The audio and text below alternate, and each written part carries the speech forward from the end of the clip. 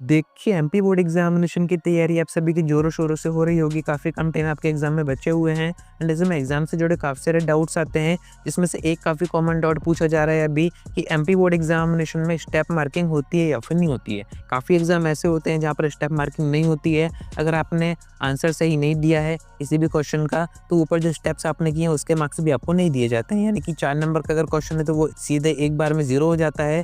पर MP board में कैसा होता है, स्टेप मार्किंग होती है या फिर नहीं होती है। अगर आपसे आधा क्वेश्चन बना, थोड़ा बहुत आपने अटेम्प्ट भी किया और करने की कोशिश की, तो ऐसे में क्या आपको मार्क्स दिए जाएँगे? यही पूरी इन्फॉर्मेशन मैं आपको आगे देता हूँ, वीडियो में एंड तक बने रहिए। नए हैं तो सब्सक्राइब ज़रूर से कर दीजिएगा, नोटिफिकेशन आइकन ऑन करके रखिएगा। ऐसी इन्फॉर्मेटिव वीडियोज़ मैं आपको आगे प्रोवाइड करता रहूँगा। अब देखिए, एमपी बोर्ड एग्ज़ामिनेशन की बात कर रहे हैं तो आप सभी को पता है कि आपका जो पेपर बन के आ रहा है वो एमपी बोर्ड से बन के आ रहे हैं। अभी आप जो आंसर बुक में पूरा पेपर करोगे, वो आंसर बुक वापस एमपी बोर्ड के पास ही जाएगी। वहाँ के जो गवर्नमेंट टीचर्स हैं, जो एक्सपर्ट टीचर्स हैं, वही आप सभी की कॉपी चेक करेंगे एंड यहाँ पर आपको ये पता होना चाहिए कि वो टीचर की क्या थिंकिंग होती है, वो स्टेप्स के मार्क्स आपको देते हैं या फिर नहीं देते हैं। स्टेप का मीनिंग मेरा ऐसा है कि जैसे आपका मैथमेटिक्स सब्जेक्ट हो गया, फिजिक्स हो गया, केमिस्ट्री हो गया, आपका अकाउंट्स हो गया, जिसमें कि न्यूमेरिकल्स आते हैं, जहाँ पर आपको फॉर्मूला यूज़ करके कुछ ना कुछ आंसर वहाँ पर फाइंड आउट करना होता है। तो ऐसे क्वेश्चन में अगर आपका एंड का आंसर सही नहीं आता है एंड आपने पूरा क्वेश्चन किया है, अटेम्प्ट किया है, सही मेथड आपने यूज़ किया है, सही फॉर्मूला आपने यूज़ किया है, तो ऐसे में कुछ मार्क्स आपको दिए जाएंगे या फिर नहीं दिए जाएंगे।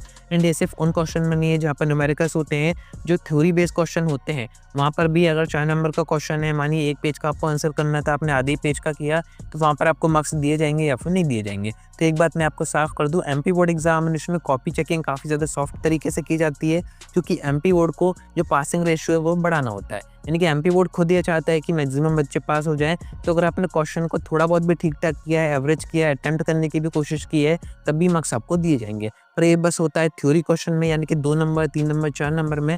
ऑब्जेक्टिव में ऐसा कुछ भी नहीं होता है। ऑब्जेक्टिव में जो आंसर आना चाहिए वही आंसर अगर आप वहाँ पर मेंशन करेंगे तो ही मार्क्स आपको ऑब्जेक्टिव के दिए जाएंगे, वरना आपको नहीं दिए जाएंगे। आप ऐसा मानिए कि अगर उसका आंसर 10 आना था, आपने 9.8 कर दिया, तब भी आपको मार्क्स नहीं दिए जाएंगे। अगर आपने स्पेलिंग मिस्टेक कर दी, तब भी आपको मार्क्स नहीं दिए जाएंगे।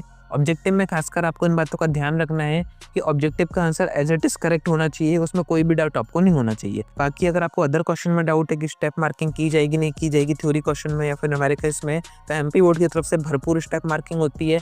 एमपी बोर्ड खुद आपको मार्क्स देने को बैठा हुआ है, बस आपको क्वेश्चन कोई भी छोड़ के नहीं आना है। इसी कारण से मैं हर सेशन में बच्चों को एडवाइस देता हूँ कि पेपर में क्वेश्चन आपको आ रहा हो ना आ रहा हो, पर आपको अटेम्प्ट करके जरूर से आना है, उसको छोड़ के नहीं आना है, क्योंकि स्टेप्स के मार्क्स एमपी बोर्ड प्रोवाइड करता है। अगर 4 नंबर का क्वेश्चन है, आपने आधा भी कर दिया, या फिर कोई न्यूमेरिकल क्वेश्चन है, वहाँ पर आपने सही मेथड यूज़ किया, फॉर्मूला आपने सही मेंशन कर दिया, आंसर आपका सही नहीं आया, यूनिट में कोई मिस्टेक हुई है, तो ऐसे में आपको 2 से ढाई नंबर फिर भी दिए जाएंगे। यानी कि पूरे 4 नंबर आपके 0 नहीं किए जाएंगे, ऐसे 3 नंबर में होगा, 2 नंबर में होगा, यानी कि मार्क्स आपको कहीं ना कहीं दिए ही जाएंगे।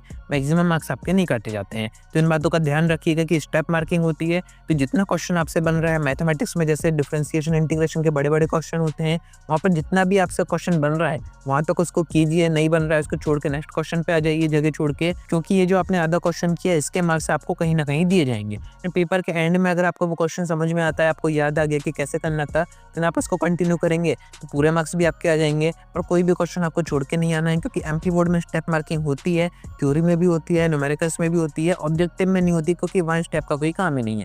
1 वर्ड का आंसर होता है, वही अगर आप सही नहीं करेंगे तो मार्क्स आपको नहीं दिए जाएंगे। एंड अगर आपको इस चीज़ का प्रूफ देखना है तो आप टॉपर्स की कॉपी भी चेक कर सकते हैं, हमने अपने ऐप पर प्रोवाइड कर रखी है। वहाँ से आप देखेंगे कि जो चेकिंग हुई है वहाँ पर कहीं ना कहीं बच्चों को मार्क्स दिए गए, अगर आंसर सही भी नहीं आया है तो स्टेप्स के मार्क्स एमपी बोर्ड ने प्रॉपर दिए। इसी कारण से मैं आपसे कह रहा हूँ कि हमने आपको जो सुपर पीडीएफ दिए हैं उससे एक बार जरूर से रीड करके जाइए, पढ़ाई करके जाइए, क्योंकि वहाँ पर हमने कुछ ऐसे पॉइंट्स आपको दे रखे हैं जो कि आपको कहीं ना कहीं किसी न किसी क्वेश्चन में याद आ ही जाएंगे एंड आप उसको अटेम्प्ट कर पाएंगे। सभी सब्जेक्ट का सुपर पीडीएफ हमने ऐप पर प्रोवाइड कर रखे हैं, जो कि आप इंपॉर्टेंट क्वेश्चन से देख सकते हैं।